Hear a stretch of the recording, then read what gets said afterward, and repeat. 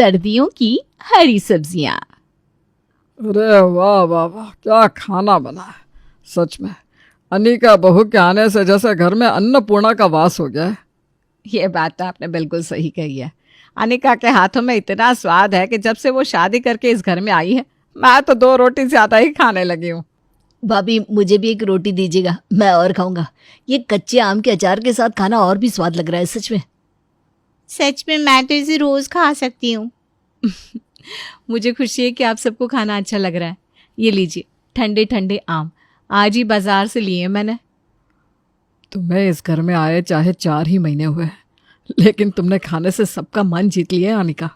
अरे ऐसा कुछ नहीं है, आप सबके लिए ये सब करना मुझे पसंद है। इतनी गर्मी में तुम इतनी देर तक रसोई में खाना बनाती हो बहू, फिर भी कुछ नहीं कहती। अरे कोई बात नहीं ना पापा जी, अब बस कुछ ही दिन की तो बात है। इसके बाद तो ठंडी का मौसम ही आने वाला है। गर्मी अब कुछ ही दिन तक रहेगी। हाँ, ठंडी का मौसम तो बड़ा ही अच्छा होता है। ना एसी ना पंखे ना ही पसीना, बड़ा ही मज़ा आता है ठंडी के मौसम में। भाभी एक रोटी और दीजिए ना, और ये कच्चे आम का अचार भी दीजिएगा। ये देखो कैसा पूरा चटोरा सा बन गया है। अनिका के आने के बाद से ही सारा परिवार बड़े ही मज़े से उसका बनाया हुआ खाना एंजॉय करता था। वो जब भी खाना बनाती सब लोग उसे बड़े ही मज़े से खाते और ढेर सारी तारीफ भी करते। अरे मैं तो बहुत ही भाग्यशाली हूँ सच में। अनिका के हाथ में जादू है, जादू। जो भी खाना बनाती है इतना स्वाद होता है कि क्या ही बताऊँ। हम सब तो उसके आने के बाद से चटोरे से हो गए मानो।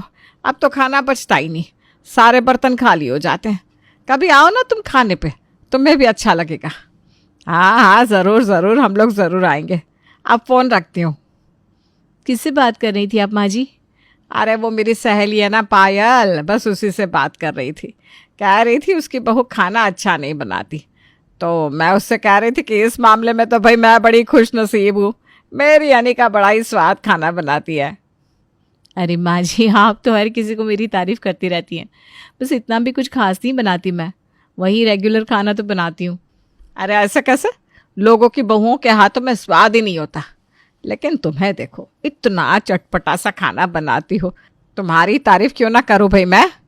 अच्छा माँ जी, मैं ये कह रही थी कि अब ठंडी का मौसम आ गया है, हम रजाइयाँ निकाल दें सबके कमरे के लिए। हाँ हाँ अनिका, सही कह रही हो, रजाइयाँ तो निकालनी पड़ेगी अब। चलो हम सारी रजाइयाँ निकाल कर छत पर सुखा देते हैं। जी माँ जी। ठंडी आती ही घर में सबके कमरे में रजाइयाँ निकल गई थी और आज ठंडी की पहली सब्जी मेथी भी अनिका बाजार से ले आई थी। बस रसोई घर में वही काट रही थी। अब तो ठंडी आ गई है, अब तो हरी हरी सब्जियाँ भी आएगी। यहाँ सबको खाने का बड़ा ही शौक है, उन्हें अच्छी लगेगी।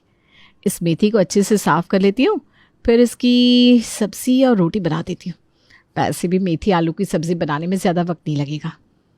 अनिका ने मेथी को अच्छे से साफ़ कर दिया और सब्ज़ी बनाने के लिए रख दी। मेथी आलू की सब्ज़ी के साथ उसने रोटी भी बनाई थी।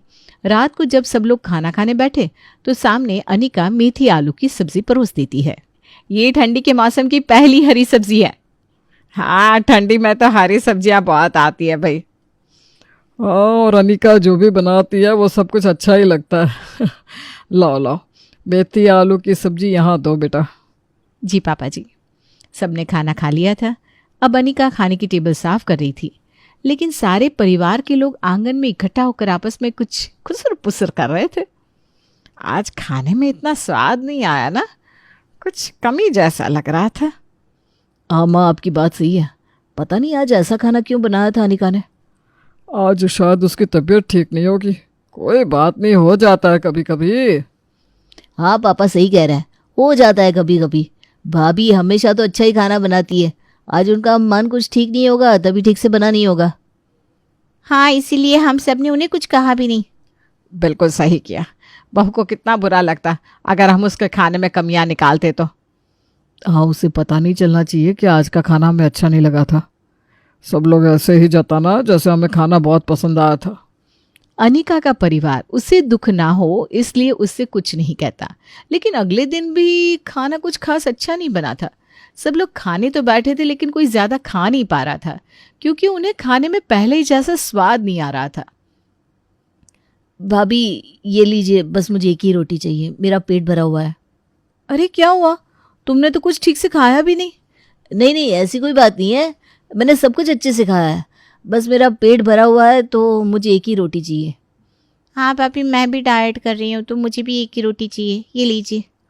हाँ, मेरा पेट भी कुछ सही नहीं लग रहा है, तो आज मुझे भी कम ही खाना देना।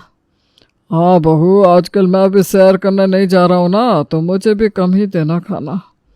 ठीक है, जैसा आप सबको अच्छा लगे। कोई अनिका से कह नहीं रहा था, लेकिन आजकल किसी को भी अनिका के हाथ का खाना कुछ खास पसंद नहीं आ रहा था। लेकिन क्योंकि उसे दुख ना हो इसलिए कोई कुछ कह भी नहीं रहा था। मैं तो अपने लिए बाहर से नूडल्स मंगवा रहा हूँ, आप में से कोई खाएगा? अरे नहीं नहीं, मेरी तो भूख ही मर गई है। पता नहीं अनिका बहू को क्या हो गया है, उसके हाथों में तो जादू था, न जाने क्यों अब ऐसा खाना बना रही है। हाँ, कुछ दिनों से तो अब खाना खाने का मन ही नहीं करता। लगता है भाभी हमें बस शुरुआत में खुश रखना चाहती थी, अब उन्होंने अच्छा खाना बनाना ही बंद कर दिया। अरे नहीं नहीं, ऐसा नहीं है। अनिका ऐसा क्यों करेगी हमारे साथ? अरे पता नहीं, मैं तो कहती हूँ हम कुछ दिनों तक देखते हैं, शायद फिर से वैसा ही खाना बनाने लगे बहू। तुम्हारी माँ सही कह रही है, अगर उसने वैसा खाना फिर से नहीं बनाया तो फिर हम उससे कुछ कहेंगे। कुछ दिनों तक सब लोग इंतजार करते रहे, लेकिन अनिका के खाने में अब वो पहले जैसी बात नहीं थी। वो पहले की तरह ना तो खाना चटपटा बनाती थी, ना कोई ढंग की सब्जी बना रही थी। ससुराल वाले भी अब ऐसा खाना खाकर उब गए थे। ये आप सब ऐसे क्यों बैठे हैं? लीजिए ना पालक की सब्जी। भाभी, आजकल आप वैसा खाना नहीं बना रही है जैसा पहले आप बनाती थी। हाँ निका, रवि सही कह रहा है। हम लोग कई दिनों से बस इस बात को नोट कर रहे हैं, लेकिन तुम्हें बुरा न लग जाए इसलिए कुछ कह नहीं रहे थे। लेकिन मैं तो वैसे ही सब कुछ बना रही हूँ जैसा मैं पहले बना रही थी। अरे पहले खाने में अलग ही स्वाद था बहू, खाना एकदम चटपटा सा मज़ेदार सा था।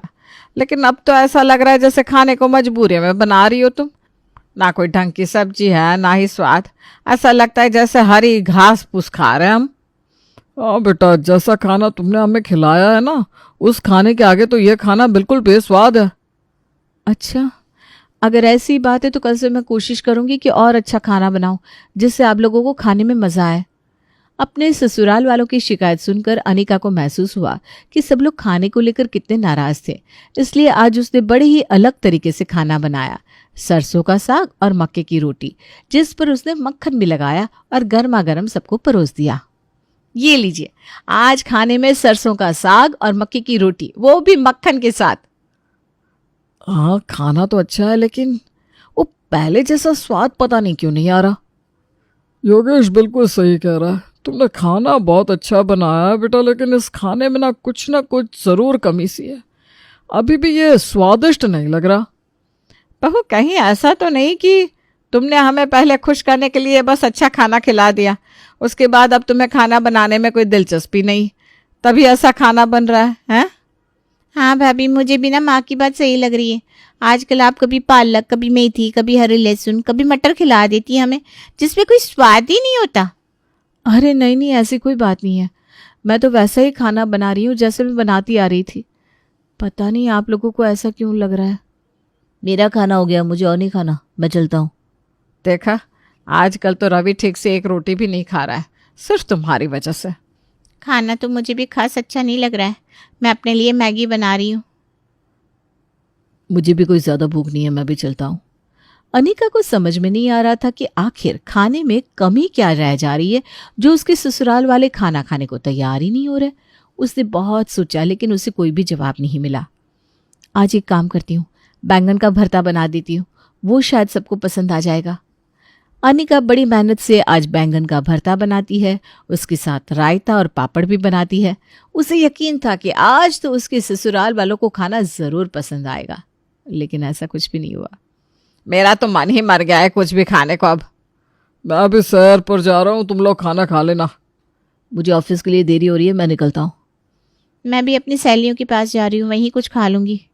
अब ये खाना तुम ही खा लो बहू, आज तो लगता है कोई खाना नहीं खाने वाला। अनिका को ये सब देखकर काफी दुख हो रहा था। उसे समझ में नहीं आ रहा था कि गलती कहाँ हो रही है। वो रोते हुए अपने कमरे में जाती है, जहां उसकी सहेली कोमल का फोन आता है। हेलो।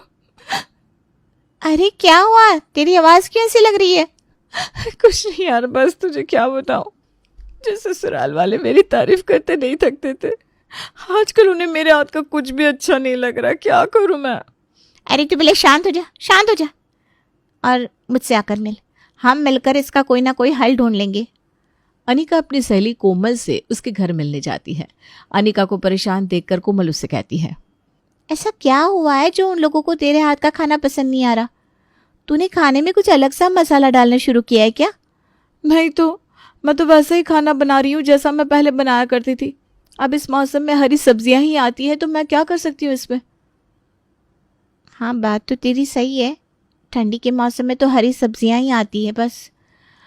अब सब्जियां जो बाजार में आएगी वही तो बनाएंगे। अरे जो लोग 3-3 रोटियां खाया करते थे अब वो एक रोटी भी खाना पसंद नहीं करते। अब मुझे समझ में नहीं आ रहा कि मैं ऐसा क्या करूं जो उन लोगों को ये हरी सब्जियां पसंद आने लगे। अब ठंडी के मौसम में तू कच्चे आम तो ला नहीं सकती जो उन्हें परोस सके। कोमल क्या आइडिया दिया है तूने मुझे। मैंने तो कुछ कहा ही नहीं, तुझे आइडिया कहाँ से मिल गया? बस ऐसा समझ कि अब मैं इन्हें सर्दियों के मौसम की हरी सब्जियां खिलाकर मानूंगी। तो क्या कह रही है, मुझे कुछ समझ में नहीं आ रहा। अरे कुछ नहीं, मुझे बाजार जाना है, मैं जाती हूँ। मैं तुझसे बाद में मिलूंगी, ठीक है? और आइडिया देने के लिए बहुत बहुत बहुत शुक्रिया।